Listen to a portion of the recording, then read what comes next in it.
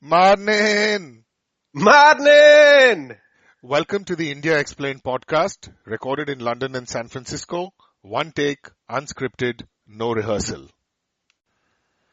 Hey Bunty, greetings. Welcome back from your vacation. I believe you had a great time in Japan. A very efficient country from all I've heard.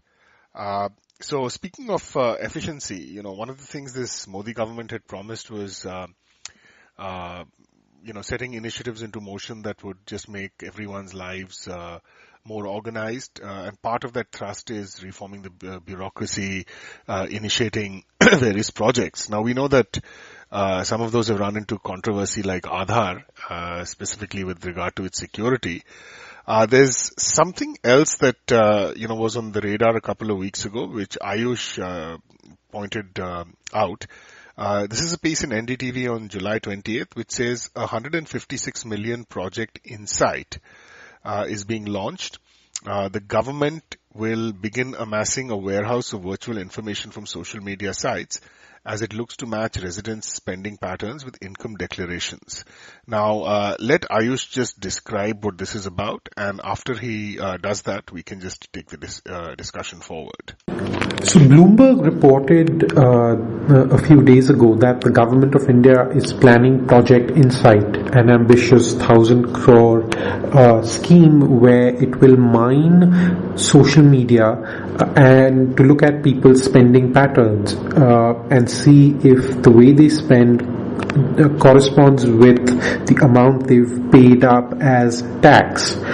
To me, this is just another example of mass surveillance, being extended to normal citizens, as if it wasn't enough that we have to furnish our Aadhaar cards to buy railway tickets or to get cell phone connections or to file taxes or open bank accounts. Now we have this governance by social media. I don't know what's next. I mean, tomorrow you post a photo of in front of the Eiffel Tower and lo and behold, the income tax officer raids you the next morning.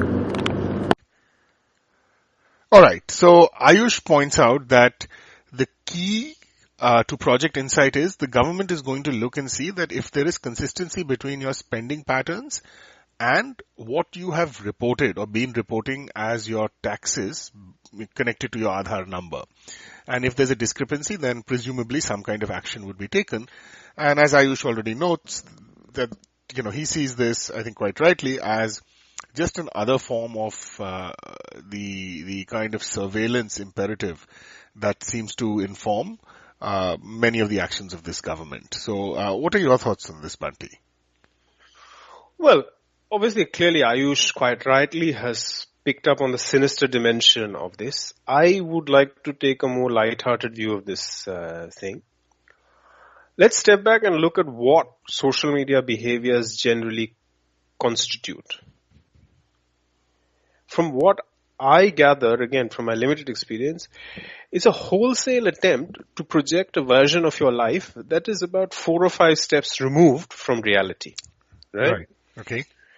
So basically you've got a guy who is trying to, it's a projected self which has got little or nothing to do with reality. So I'm thinking that this is a comedy of errors type policy where the government is saying that the crux of our policy is going to be picking up people who project an affluent lifestyle on, say, Facebook or Instagram or something like that, right?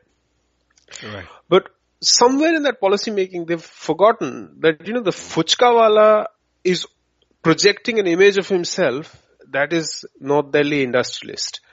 North Delhi industrialist is projecting an image of himself which is like, king of the world. Right. And so I'm just trying to think, at the end of the day, with the income tax or whatever people go knocking on the Facebook account, they will find that, Bechara Fuchkawala was trying to big it up online. Mm-hmm. And you've spent a huge kind of government infrastructure machinery trying to chase down a pappu. Now the question is, will this law or will this kind of initiative, social media mining, be actually lead to kind of scrutiny and catching out people who are really, really corrupt and dodging the taxes. So I think this is going to be demonetization part 2 if it comes to pass, where, it was posed as a silver bullet. If you just reprint banknotes and make things defunct, a whole cadre of illegal income and earnings will go away. The jury's out on that. And I think this is going to be another one where, of course you'll have a bunch of people who project a bigged up version of themselves on social media. But does that genuinely track back to their income? And if so, how do you so again, it's one of those classic thinking where the policy guy, whoever's been doing the thinking, and I don't think much thinking has gone on, has jumped way ahead without thinking about the implementation. So that's my take on it. It's going to be a comedy of errors because people will get hauled up. Basically, you'll get hauled up for showing off. That's what will happen. Right. And this is this is a really interesting take, and I think you're spot on. And just building on what you've said, there's a bizarre kind of assumption here that if someone is Machiavellian enough or cunning enough or deceitful enough or whatever to not pay their taxes, they're going to somehow in the social media sphere just be foolish enough or arrogant enough to just boast endlessly or to tell the truth somehow. So there are assumptions here about contradictory behavior.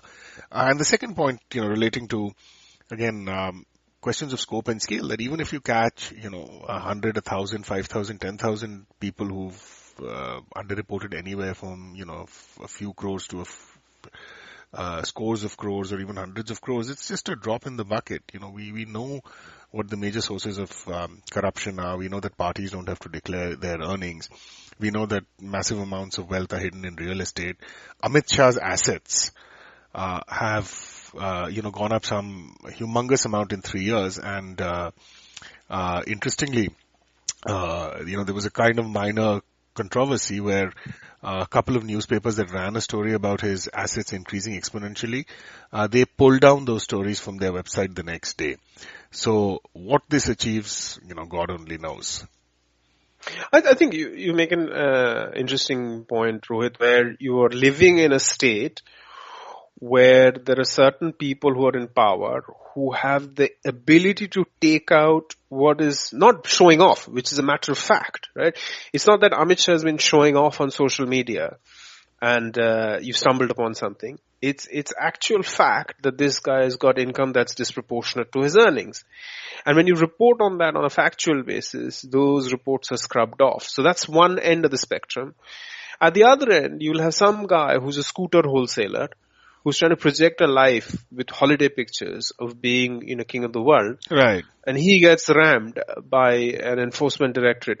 I think... And they'll hustle him, paradox, right? Yeah, correct. They'll hustle him. Correct. So you basically put a photo of a Nakli Rolex, and the next thing you know is you have to bribe some guys, right? Correct. So I'm just saying that the comedy potential on this is enormous. Right.